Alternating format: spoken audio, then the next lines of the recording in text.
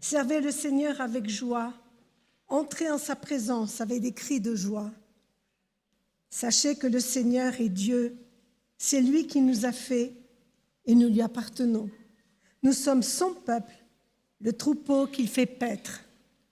Entrez par ses portes avec reconnaissance. Entrez dans les cours de son temple avec des louanges. Célébrez-le et bénissez son nom, car le Seigneur est bon. Sa fidélité est pour toujours, sa constance de génération en génération. Nous allons demander à notre Dieu d'être présent parmi nous ce matin. Il est déjà, bien sûr, mais nous allons l'invoquer. Et je vous demande de prendre la position qui vous convient, à genoux, debout, assis, comme vous le désirez, mais pour rendre gloire à notre Dieu et le respecter.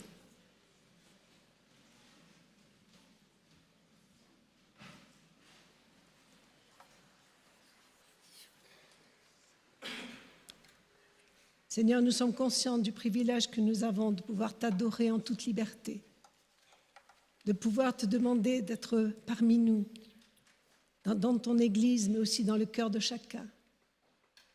Merci de ta présence, merci pour ton amour et merci pour aussi le privilège que nous avons de pouvoir écouter ta parole, de pouvoir l'étudier ensemble.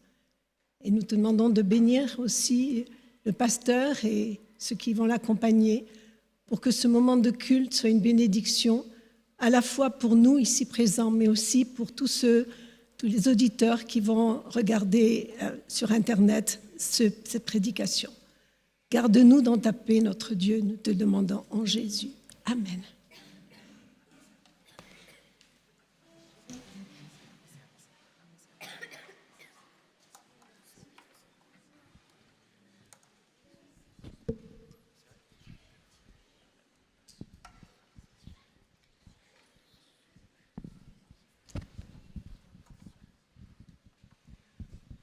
Salut Alicia.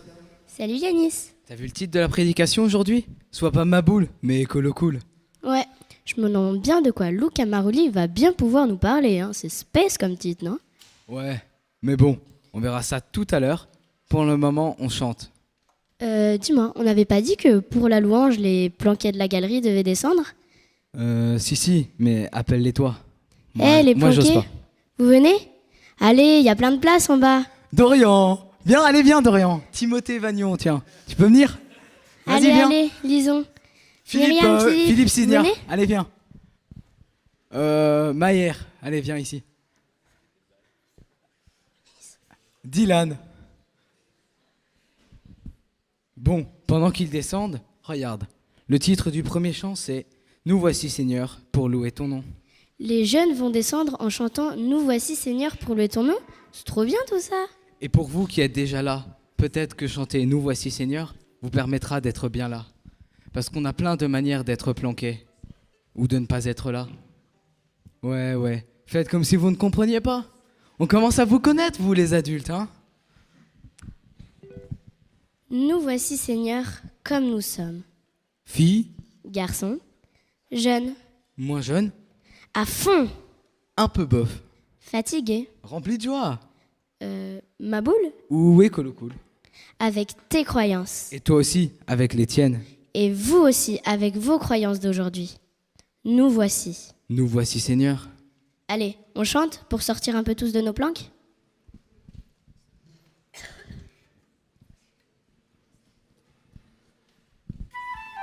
Nous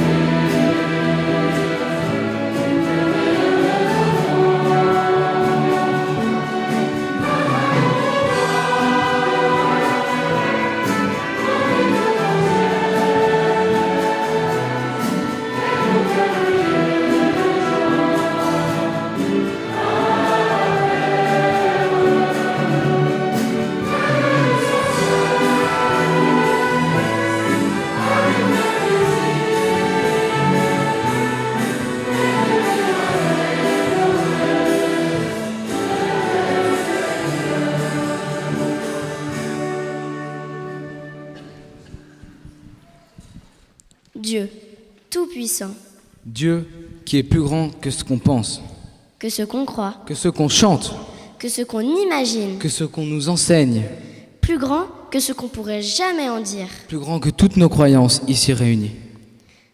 Bon, vous êtes déjà debout et on va marquer notre respect face à ce Dieu tout-puissant.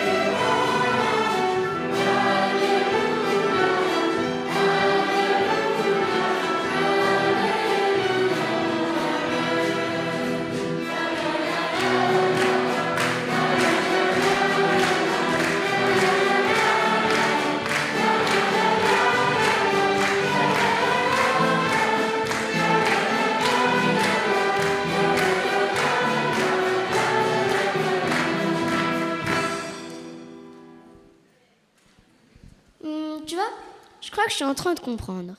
Vu les chants qu'on chante, les paroles, le titre de la prédication, je crois, enfin je pense, qu'on va nous parler de la terre, de la nature, de sa grandeur et de nous face à elle. Oui, et j'ai comme l'impression qu'avec ce Maboul, qu'on pourrait peut-être se faire remonter les bretelles, non? Tu crois? Mais non, on est parfait, nous, avec la nature, hein? Personne ne peut rien nous redire, hein? Avant de chanter un dernier chant, qui sera cette fois vraiment comme une prière, nous pouvons déposer notre offrande. Ce petit quelque chose que nous offrons pour que notre Église puisse tout simplement vivre.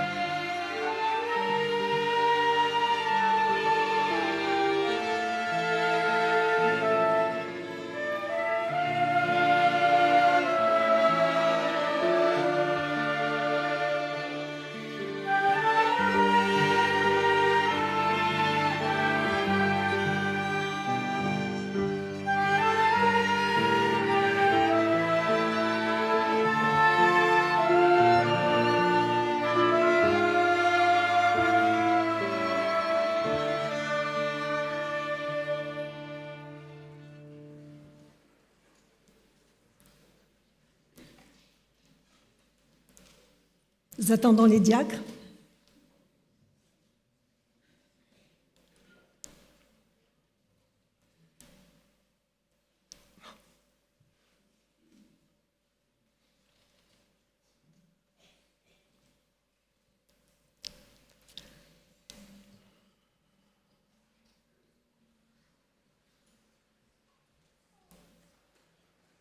Merci. Prions. Oui, Seigneur, nous avons tellement d'occasions de te louer, de t'adorer, par les chants, par les prières, par nos louanges et aussi par nos dîmes et nos offrandes. Merci pour ta générosité. Merci de nous donner cette possibilité de gagner notre vie et de pouvoir être aussi généreux à notre tour. Que cet argent soit bien utilisé là où tu le désires et que nous sachions toujours manifester notre infinie reconnaissance à ton égard. Amen. Ça va. Merci.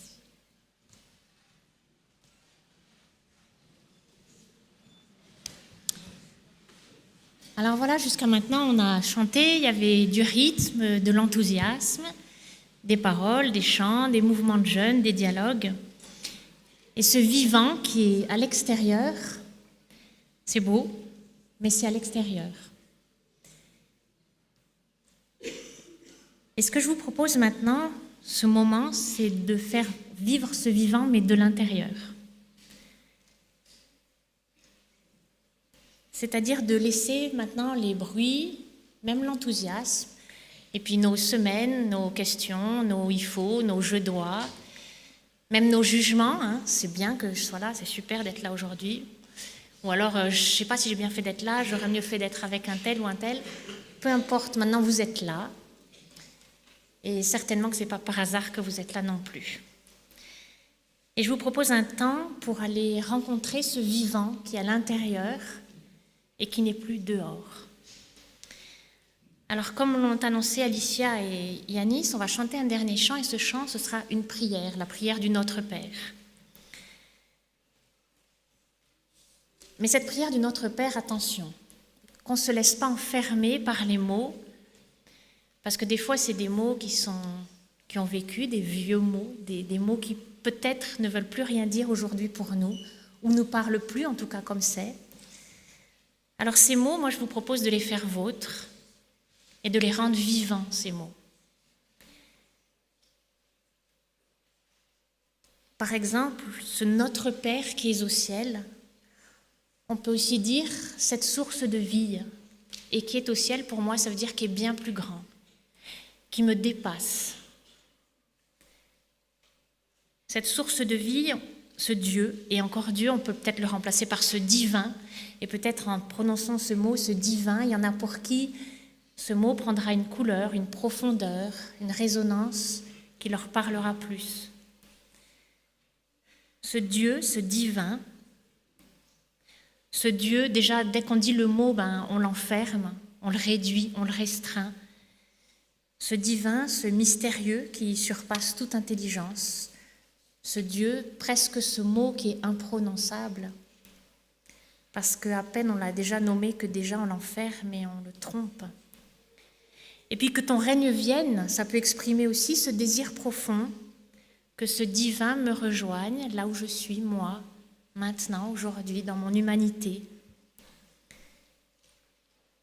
Et qu'est-ce que vous êtes en train de dire quand vous direz que l'esprit de vérité vienne sur moi, puisque c'est les premières paroles de ce chant, que l'esprit de vérité descende sur moi maintenant.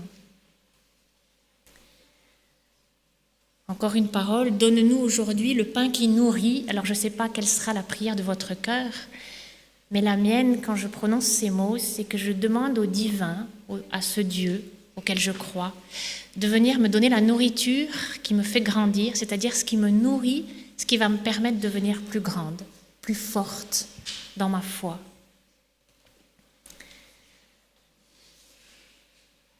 Donc ces mots, cette prière du Notre Père, ces mots, rendez-les vivants à l'intérieur de vous.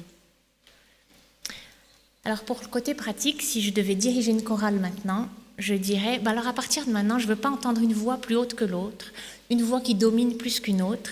Essayez de faire corps, essayez d'entendre la voix de l'autre, d'écouter, et qu'on soit une assemblée, qu'on forme un corps. Le corps du Christ, ça nous parle. Je vais demander aussi aux musiciens de jouer moins fort pour qu'eux aussi puissent vous entendre et que ce chant, ces mots, cette prière, on puisse la prononcer ensemble. Alors bien sûr, derrière les mêmes mots, puisqu'on va utiliser les mêmes codes, rendez vivants vos mots à vous. Et ce chant qui va monter du profond de votre cœur, parce que c'est bien là qu'on se sent vivant, c'est pas dehors, c'est ici qu'on se sent vivant. Ce chant, il va monter et ça va être un chant de l'assemblée, de nous tous. Vous êtes prêts pour l'exercice? Alors, quelques secondes de respiration et de silence pour laisser venir ce qui doit venir. Et puis laissez-vous porter, mais soyez aussi acteurs de ces mots-là.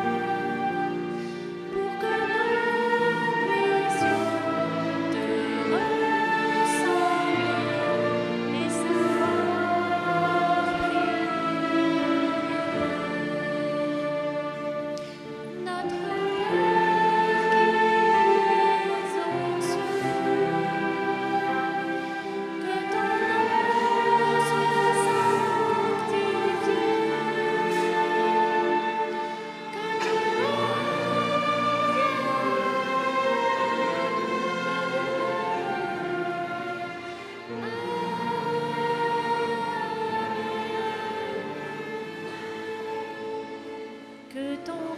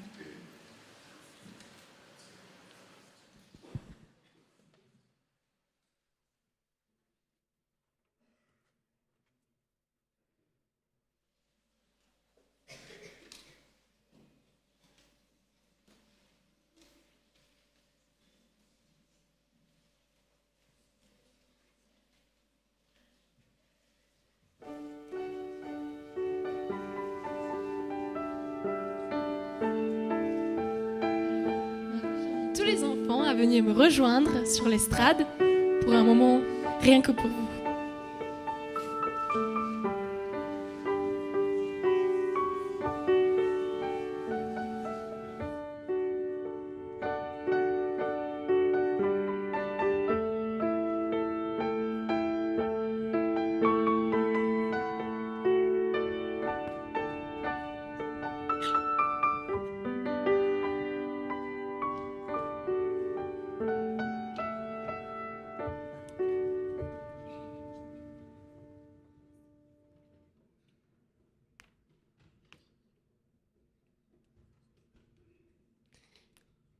Bonjour les enfants.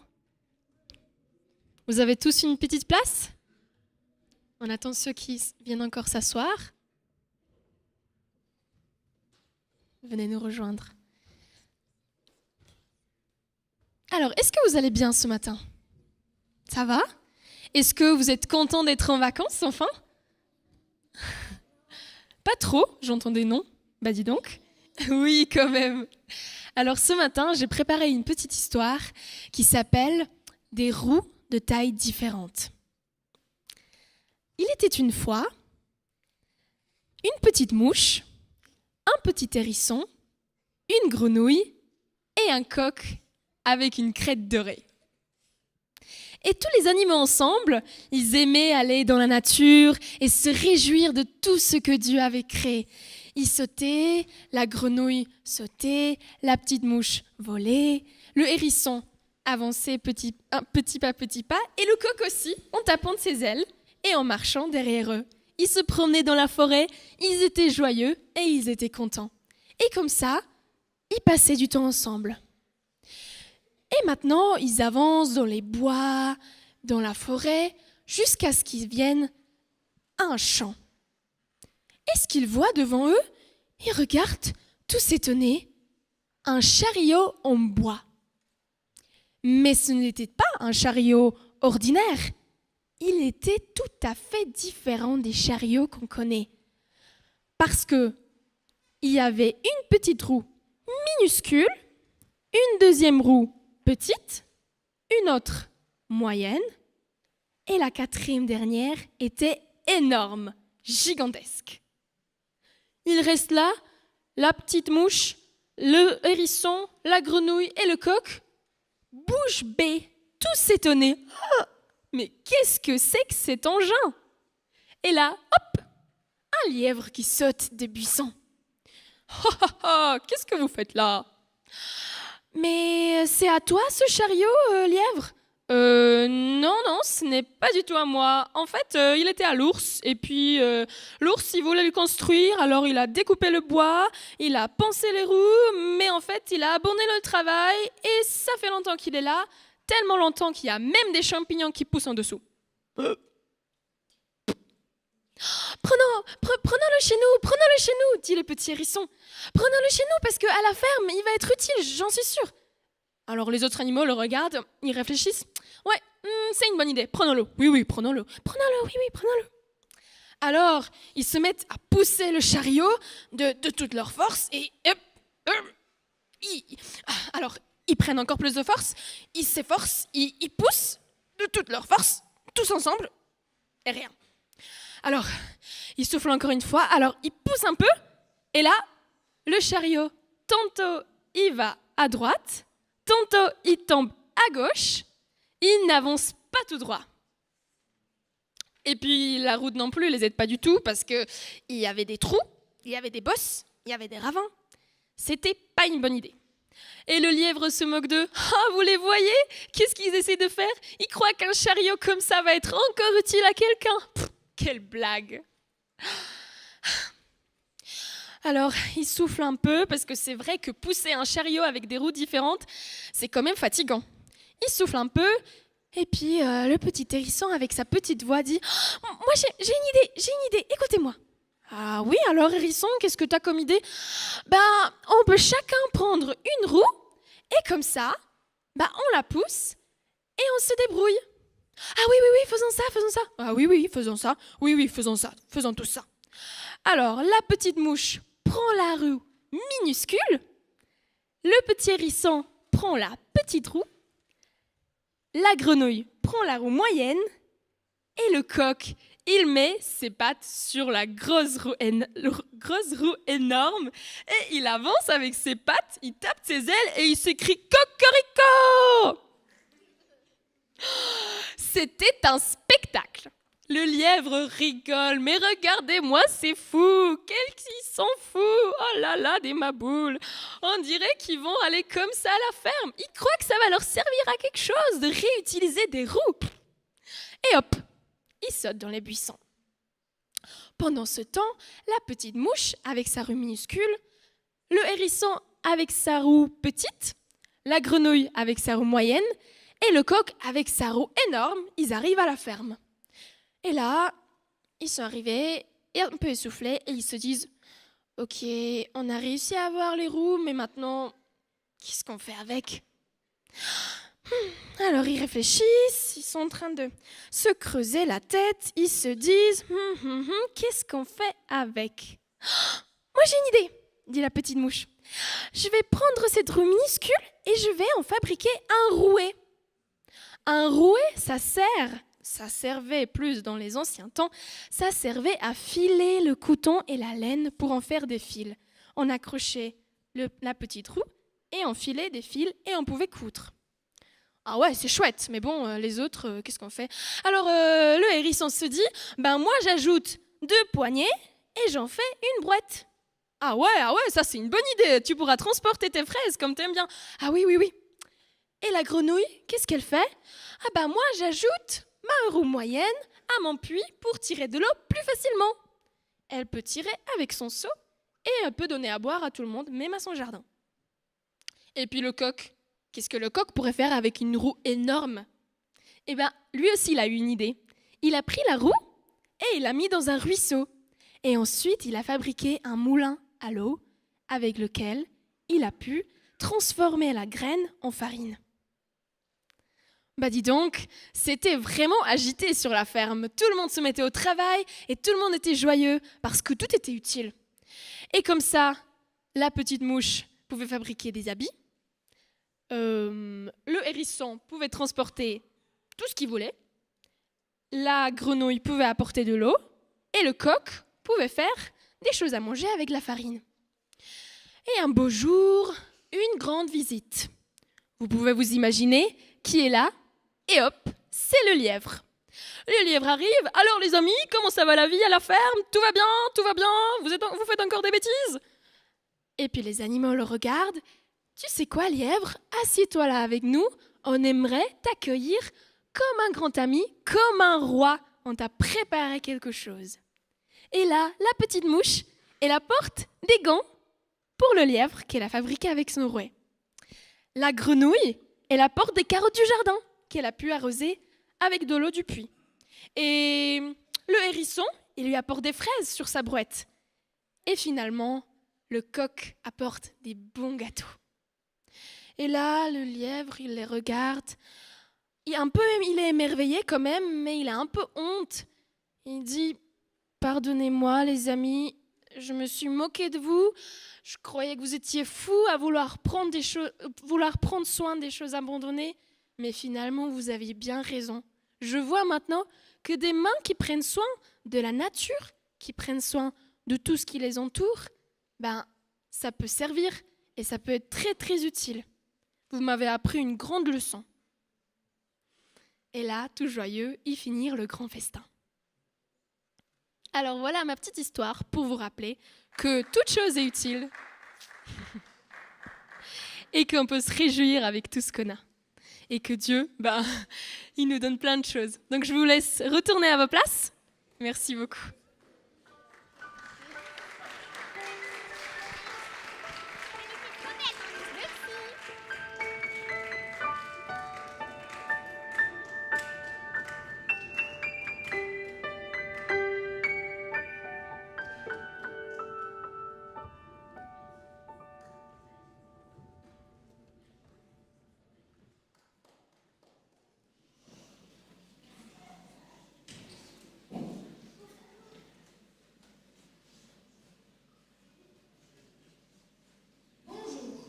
La lecture pour aujourd'hui est le psaume 96, versets 11 à 13.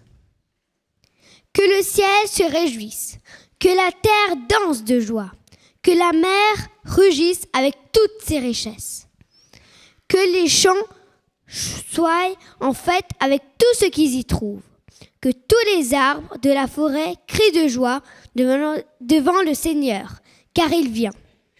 Oui, il vient juger la terre. Il jugera le monde avec justice. Il jugera les peuples selon la vérité. Amen.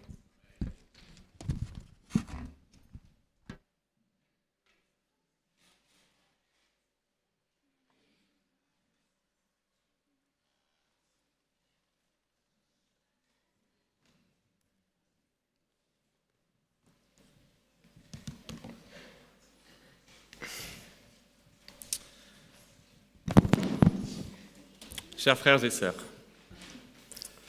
le 22 octobre 1844, des milliers de chrétiens ont levé les yeux vers le ciel, en attente. Aujourd'hui, si je prends la parole devant vous, 173 ans plus tard, 173 ans après la grande déception, c'est pour nous encourager à ne pas oublier la terre. Je suis là pour vous parler d'un problème grave. Ce problème grave dont je parle, c'est bien sûr la crise environnementale.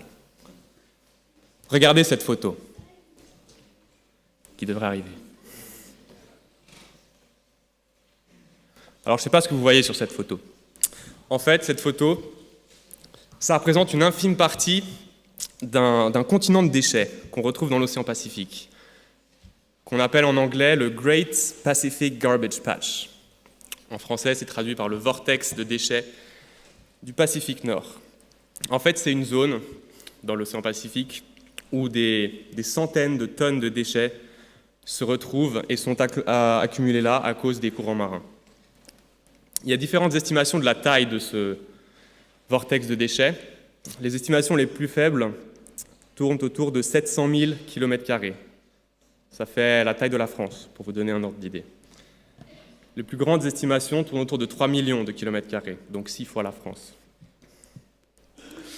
Je trouve que cette image, ce continent de déchets, il illustre bien notre société aujourd'hui, notre société de consommation, dans laquelle on produit, on achète, on consomme et puis on jette, sans se soucier de où ça finit. Et souvent, ça finit ici. Alors autour de ce continent de déchets, on peut trouver des choses comme ça. Sur cette photo, on voit un oiseau. Enfin, c'était un oiseau, maintenant, c'est plus un oiseau. Maintenant, c'est juste une quantité de déchets. L'oiseau qui tourne autour de ce continent de déchets se nourrit de tout le plastique qu'il peut trouver.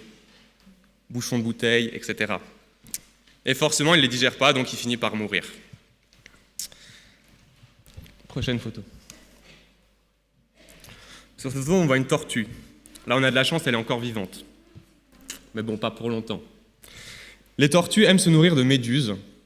Et le problème, c'est que les sacs plastiques, quand ils flottent, ressemblent beaucoup à des méduses. Donc la tortue mange le sac plastique, et quand elle ne s'étouffe pas avec, elle meurt aussi, parce qu'elle ne peut pas le digérer. Prochaine photo. Donc là, on voit un phoque qui a eu le malheur de jouer un peu trop près de ce continent de déchets, et qui s'est pris la tête dans un filet de pêcheur dont le pêcheur s'est débarrassé parce qu'il était cassé, sans doute. Et le phoque n'a pas réussi à se débarrasser du filet, donc il est finalement mort étranglé. Ce que je veux vous dire par là, c'est que bien souvent, les animaux sont les premiers à subir les conséquences de notre négligence à nous les humains. Mais ce ne sont pas les seuls. Prochaine photo.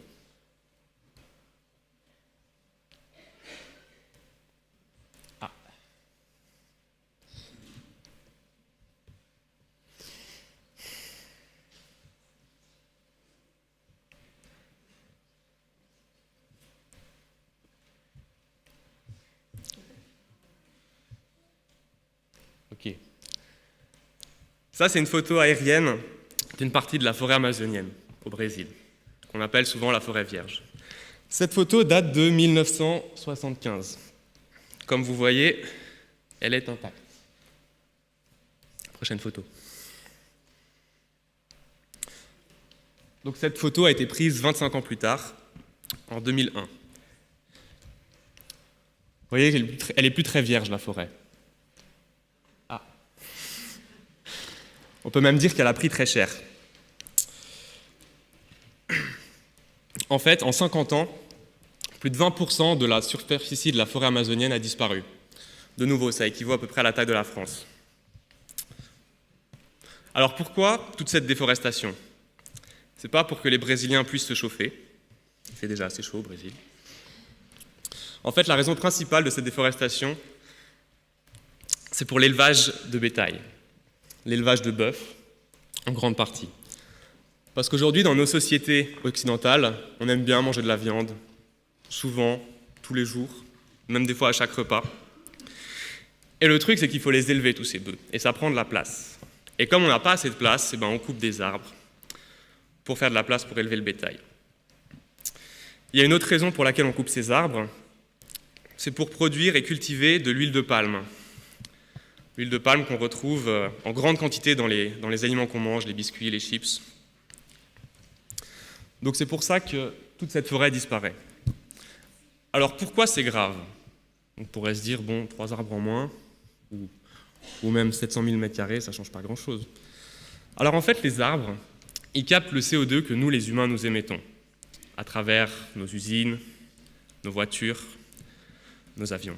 Le CO2 qui contribue à la crise climatique. Mais les arbres font beaucoup plus que ça. Les arbres filtrent les différents polluants que nous émettons également, comme par exemple les particules fines, le dioxyde de soufre ou le dioxyde d'azote, qui sont des polluants toxiques pour l'homme. Alors, je pense que vous avez tous entendu cette expression. On parle souvent de la forêt amazonienne comme étant le poumon de la planète. Et bien, vous voyez dans quel état il est, ce poumon. Après, aujourd'hui, il ne faut pas s'étonner que dans le monde, la pollution de l'air tue une personne sur 10 à cause de maladies respiratoires ou d'infections pulmonaires ou autres. Une personne sur 10, c'est 6 fois plus de personnes que le paludisme, c'est 4 fois plus de personnes que le sida. Tout ça, c'est sans parler des effets directs que ça a sur la population locale. Des centaines d'indigènes qui doivent se déplacer parce que leur terre est détruite. Donc on voit qu'ici que l'homme paye également les conséquences de son propre comportement. Mais ce n'est pas tout.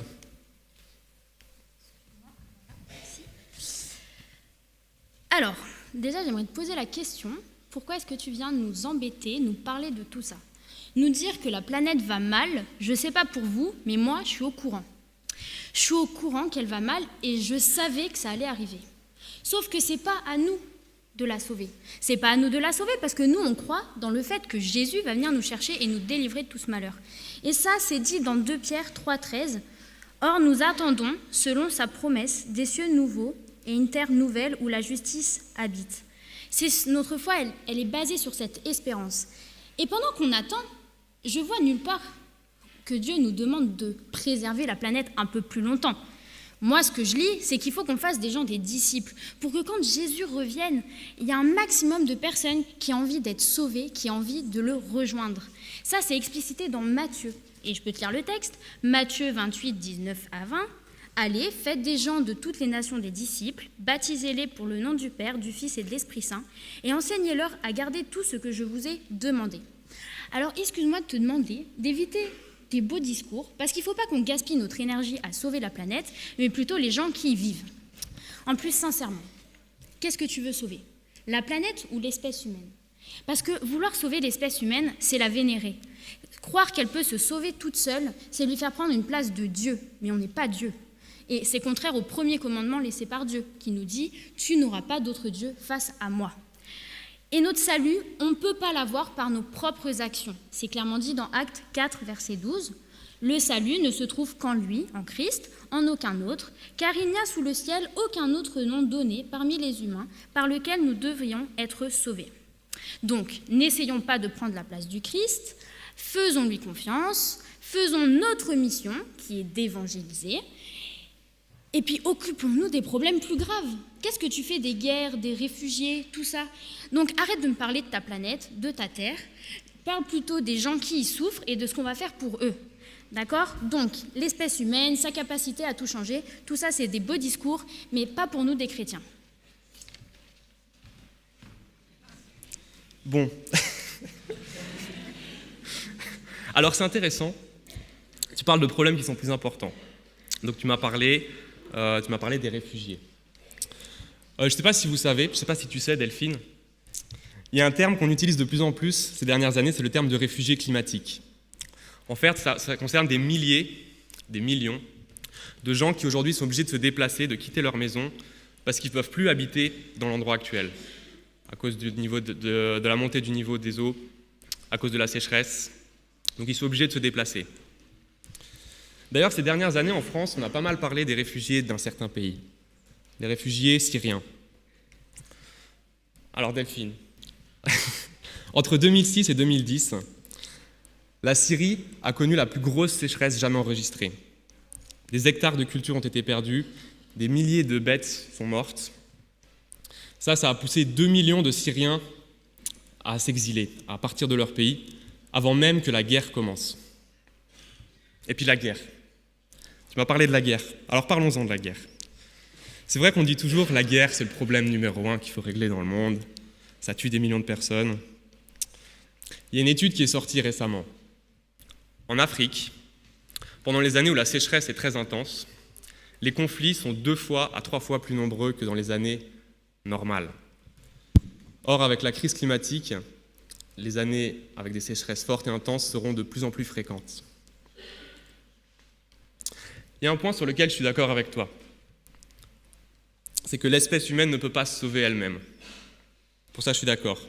Ça fait des années qu'on essaye et puis on voit que ça avance pas vraiment.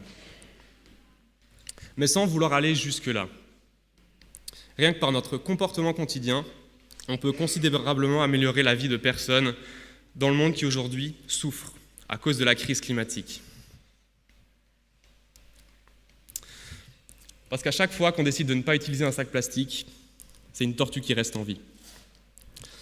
À chaque fois qu'on décide de manger un repas sans viande ou de ne pas acheter d'aliments contenant de l'huile de palme, c'est un Indien d'Amazonie qui pourra rester sur la terre de ses ancêtres.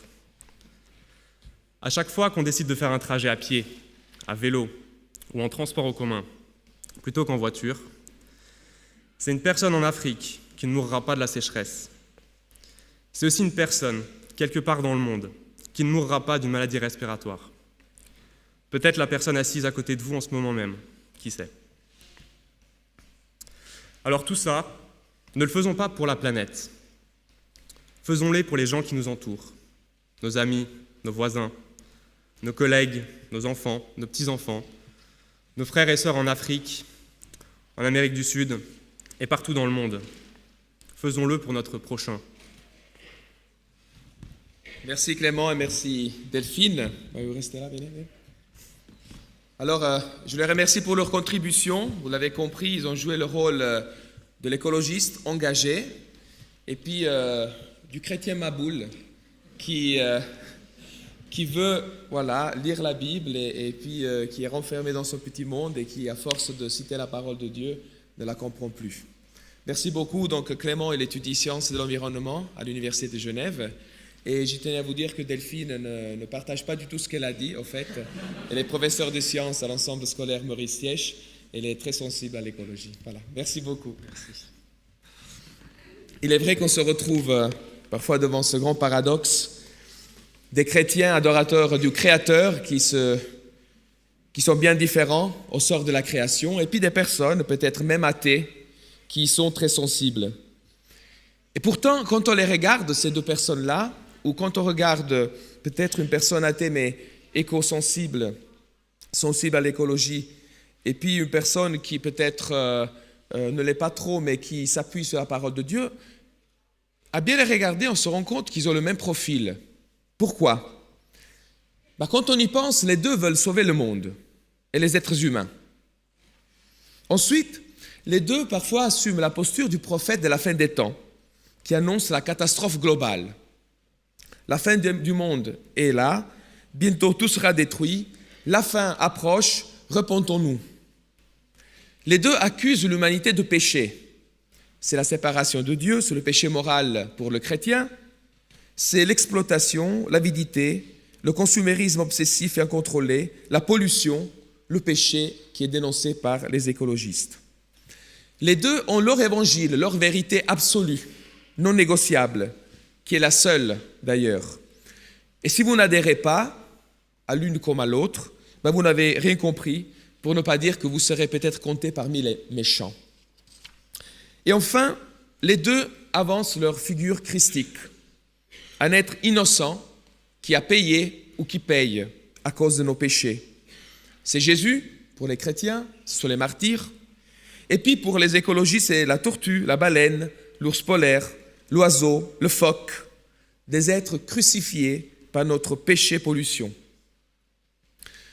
Alors peut-être, je me dis, c'est plus qu'une simple coïncidence. Ça me fait penser à un texte qu'on trouve dans les Actes des Apôtres, où Pierre cite un texte de l'Ancien Testament et il dit « Dans les derniers jours, dit Dieu, je répandrai mon esprit sur tous. Vos fils et vos filles parleront en prophètes. » Il faut dire qu'aujourd'hui, on parle beaucoup du rôle de la foi, de la religion, des croyances, de la spiritualité, en relation au mouvement pour la sauvegarde de la planète. C'est une conscience qui a été prise par même les Nations Unies du fait que les religions, toutes les religions peuvent jouer un rôle important. En 2009, au château de Windsor, il y a eu une rencontre importante, la rencontre de l'Alliance des religions pour la conservation de la planète. Et le secrétaire général de l'époque, Ban Ki-moon, a prononcé ces paroles. les communautés de foi, chrétiennes, juives, musulmanes et autres, ont une place de choix au sein des discussions concernant la destinée de notre planète et les changements climatiques. Pourquoi ? Parce qu'il se dit, quand on regarde les religions, on se rend compte que plus de la moitié des écoles qui existent au monde ont été fondées, sont soutenues et sont gérées par les grandes religions. Plus de la moitié des écoles dans le monde ont une connotation religieuse. Ensuite, les grandes religions, du point de vue économique, représentent le 3e plus grand groupe d'investisseurs au monde. Et au niveau de l'impact des médias, eh bien, les grandes religions produisent chaque semaine, en termes de magazines et de quotidiens, l'équivalent de toute la presse de l'Union européenne. Et alors, Ban Ki-moon dit « Votre impact potentiel dans les questions de respect de l'environnement est énorme. Vous pouvez inspirer les personnes à changer leur mentalité et leurs attitudes. » Inspirer les personnes. Peut-être c'est bien là notre rôle. Inspirer les personnes à changer de mentalité. Alors on peut dire oui, mais c'est le devoir de l'État et des autorités politiques mondiales de corriger les excès. C'est vrai. Mais je me dis aussi que quand on regarde la couverture médiatique que certains événements reçoivent, et puis les engagements et les promesses importantes des gouvernements qui sont presque jamais respectées, on pense par exemple à la toute récente COP 21, la conférence de Paris de 2015, qui a reçu pas mal de critiques déjà. On se rend compte, quand on regarde ces initiatives-là, le constat est vite fait, les puissants de la Terre, je vais dire, manquent cruellement de volonté et d'inspiration. D'ailleurs, même moi, si j'étais quelqu'un qui participait régulièrement à ce type de rencontres, je ne serais pas enthousiasmé par des statistiques et puis par des photos. On me montre la destruction, ou on me montre qu'est-ce que cela provoque, notre consommation incontrôlée. Je ne suis pas inspiré par la peur, je ne suis pas inspiré par l'angoisse d'une catastrophe imminente ou déjà là. Il n'y a pas d'inspiration dans ce type de discours. Alors si même le président, le secrétaire, l'ancien secrétaire des Nations Unies nous dit à nous qui croyons vous pouvez inspirer les personnes, c'est que peut-être nous devons avoir un discours différent. Nous le savons très bien, l'inspiration ne se trouve pas dans le reproche, l'inspiration se trouve dans la promesse, dans l'appréciation, dans la joie, dans l'espoir. C'est ça qui nous motive et qui nous porte. C'est bien ce type de discours qui est capable de nous faire changer de mentalité et de comportement pour aussi la préservation de la planète. Les chrétiens commencent à comprendre qu'il faut donc avoir un discours positif. Je prends l'exemple de l'Église catholique. Cela fait 50 ans que l'Église catholique parle officiellement, que le pape parle officiellement d'environnement. Et une des premières interventions publiques a été celle de Paul VI dans les années 70, mais c'était encore un discours à l'ancienne manière. C'est-à-dire c'était encore un discours qui dénonçait la catastrophe écologique. Pas très inspirant. Il a fallu attendre Benoît XVI pour entendre un propos de ce genre-là. Si tu veux construire la paix, protège la création. Ça change de ton.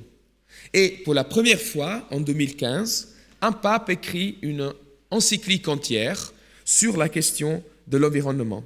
Pape François publie donc cette encyclique sur l'écologie qu'il intitule Laudato Si, qui signifie que tu sois loué. Ce sont des propos qui viennent de François d'Assise, ce personnage très intéressant dont on raconte de manière légendaire qu'il parlait, qu'il prêchait aux oiseaux et aux animaux.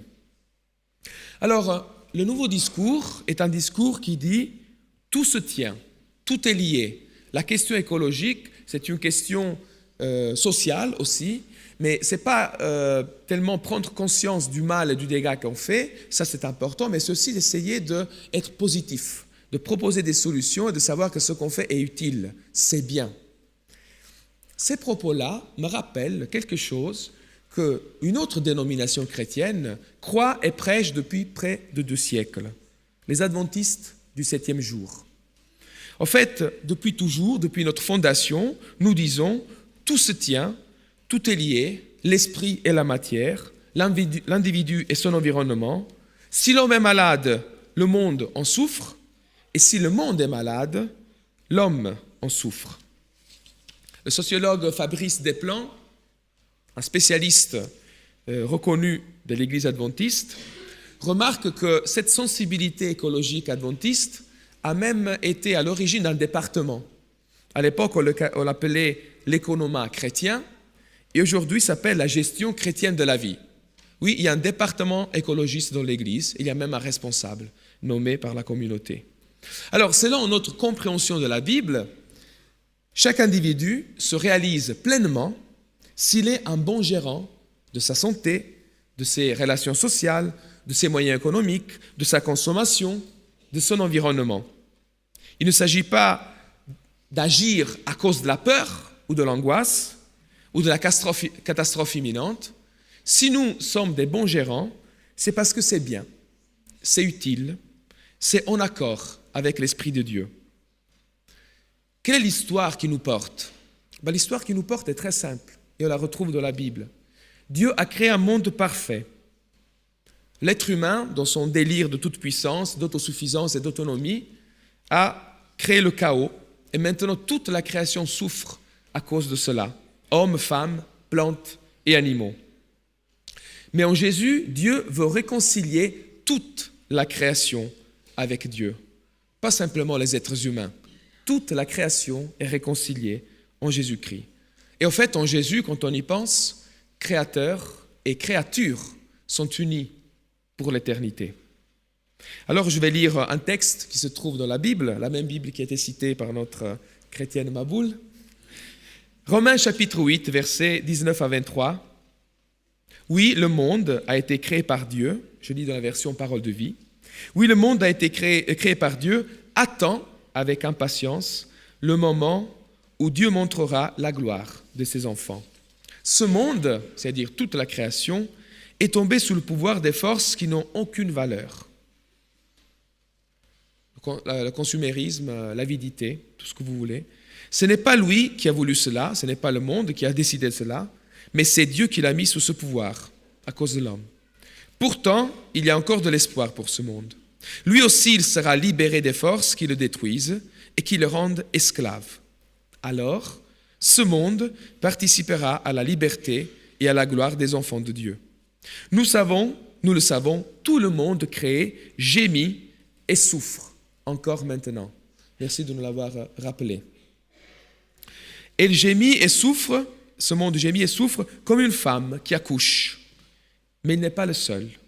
Nous aussi, nous gémissons dans notre cœur en attendant d'être vraiment enfants de Dieu et de devenir complètement libres. Tout est lié. Dans cette attente, il ne faut pas oublier que la terre est notre mère et notre sœur et aussi notre fille. Elle est notre mère parce qu'elle nous protège, elle nous nourrit, elle se donne pour nous. Mais elle est aussi notre sœur parce que, comme on a vu, elle attend avec nous la libération. Mais elle est aussi notre sœur dans une autre tâche que Jésus nous a confiée et que la nature avait déjà commencé avant nous et continue d'accomplir. Prêcher l'évangile. Peut-être il y a quelqu'un aujourd'hui qui est dérangé par ma voix un peu rauque ou qui ne comprend pas tout à fait ce que je dis, mais qui en regardant ces fleurs pense « mais qu'est-ce que Dieu il est beau !» La nature annonce, comme nous le faisons, la gloire de Dieu, la miséricorde de Dieu. Le phoque, le veau, la tortue, tout cela annonce la beauté de Dieu. Il y a même un psaume qui dit cela, psaume 19, versets 2 à 5. Le ciel raconte la gloire de Dieu, toutes les étoiles annoncent ce qu'il a fait. Chaque jour raconte cela au jour suivant, chaque nuit le fait connaître à la nuit qui la suit. Ce n'est pas un discours, il n'y a pas de parole, aucun son ne se fait entendre, mais leur message parcourt toute la terre et se répand jusqu'au bout du monde. Là où je ne peux pas arriver, la nature a déjà parlé de Dieu. Elle est ma sœur dans cette tâche d'évangélisation. Et puis la création est aussi notre fille. Oui, elle est notre fille parce qu'elle est soumise, elle se plie à nos exigences, à notre puissance technologique, et parfois, malade et blessée, elle nous meurtrit en retour. Tout est lié.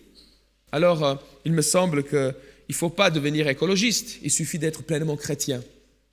Si on est pleinement chrétien, on est unis par un espoir commun, solidaire et responsable, avec tous les êtres humains, bien sûr, mais avec aussi la terre et tout ce qu'elle contient. Toute la création attend avec impatience le retour de Jésus, le renouvellement de toutes choses. Et alors, dans cette attente, continuons à collaborer avec Dieu, comme le dit l'apôtre Paul, dans cette œuvre de guérison et de rédemption de toute la planète. Et si cela maintenant doit se traduire en quelque chose de concret et que nous n'avons pas beaucoup d'idées, il suffit de demander aux jeunes qui apprennent déjà à l'école comment on peut être plus respectueux de notre planète. Ou demandons à Clément, il a sûrement plein d'idées pour nous aider à vivre de manière plus cohérente avec ce que nous sommes et ce que nous croyons.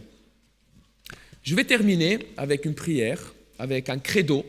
Un credo, c'est une profession de foi. Une profession de foi qui peut réunir la communauté, qui se place devant Dieu et devant laquelle elle annonce devant Dieu et devant les hommes quelle est sa manière de comprendre Dieu, mais aussi de comprendre quel est notre espoir. Alors j'invite Delphine et Clément à partager avec moi ce moment de lecture qui sera à la fois pour nous une prière et une profession de foi.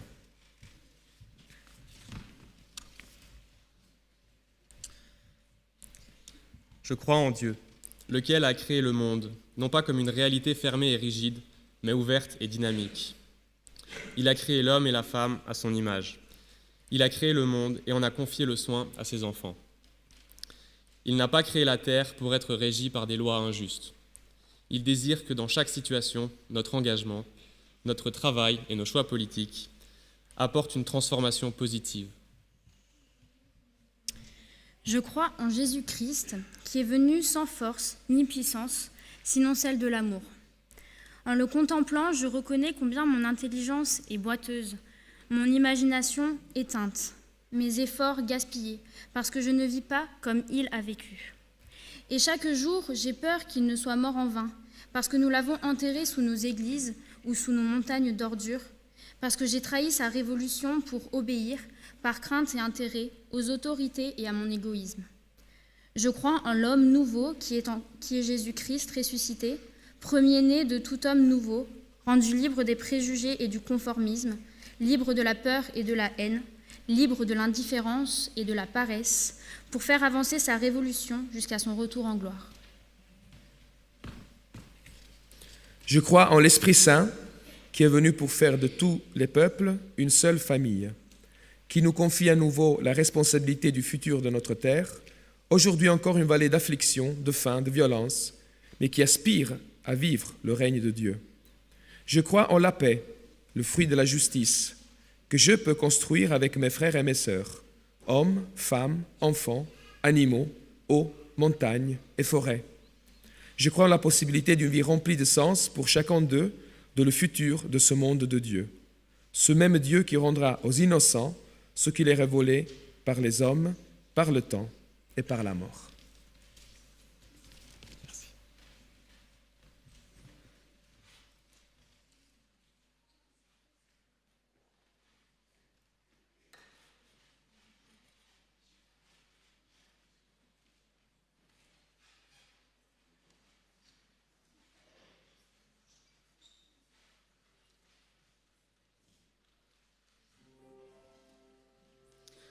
Un jour se lèvera sur 3 branches de lilas qu'un enfant regardera comme un livre d'images.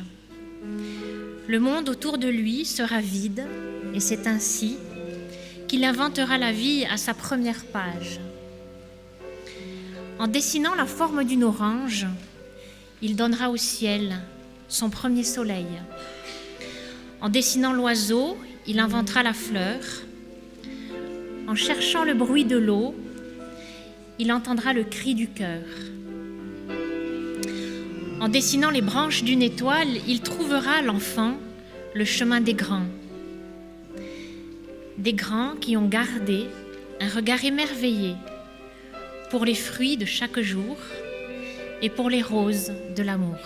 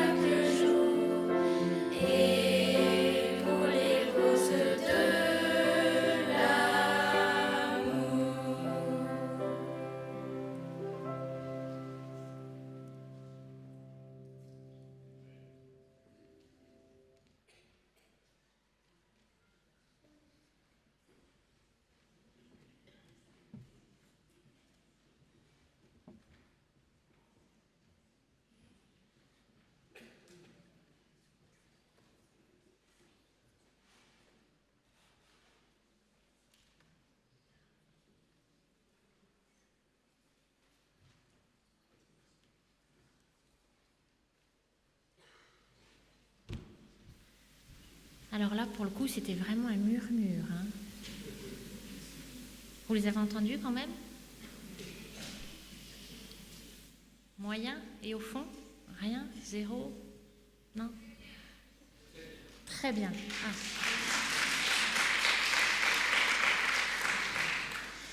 Le dernier chant, c'est un chant qui est assez vieux.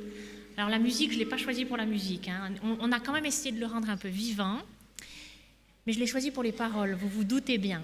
Tout y est dans ce chant. On est bien à la maison. Alors je pense que quand il a dit on est bien à la maison, il ne parlait pas du paradis. Hein. C'est quand même chez nous ici. Hein. On est bien à la maison quand règne l'amour. La joie est dans chaque son quand règne l'amour. C'est la paix, la bonne humeur, le véritable bonheur. Le temps passe avec douceur quand règne l'amour. Quand règne l'amour, on va le répéter 1, 2, 3, 4, 5, au moins 6 fois ou 7 fois. Quand règne l'amour, le mot fort, l'amour. Vers Dieu s'élève un doux chant quand règne l'amour. Point de mots rudes et méchants quand règne l'amour. Partout sur notre chemin fleurissent roses et jasmins, la nature, quand règne l'amour. Je vous propose de vous lever et de chanter chaque mot en conscience.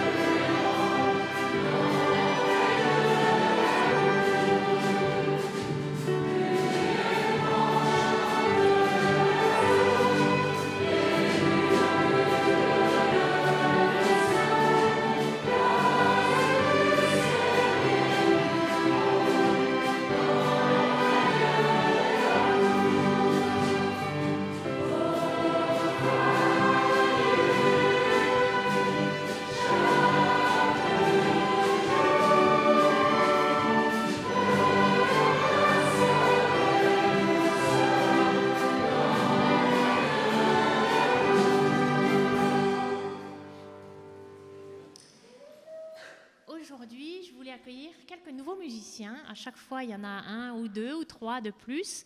Cette fois-ci, c'est Déborah. Merci Déborah d'avoir été là avec nous. Et puis Léna, elle est là de plus en plus régulièrement. Fali, Manu. Merci à tous ces musiciens. Vous êtes peut-être sans le savoir, mais le vendredi soir, ils viennent là et ils répètent. Alors bravo à eux. Merci.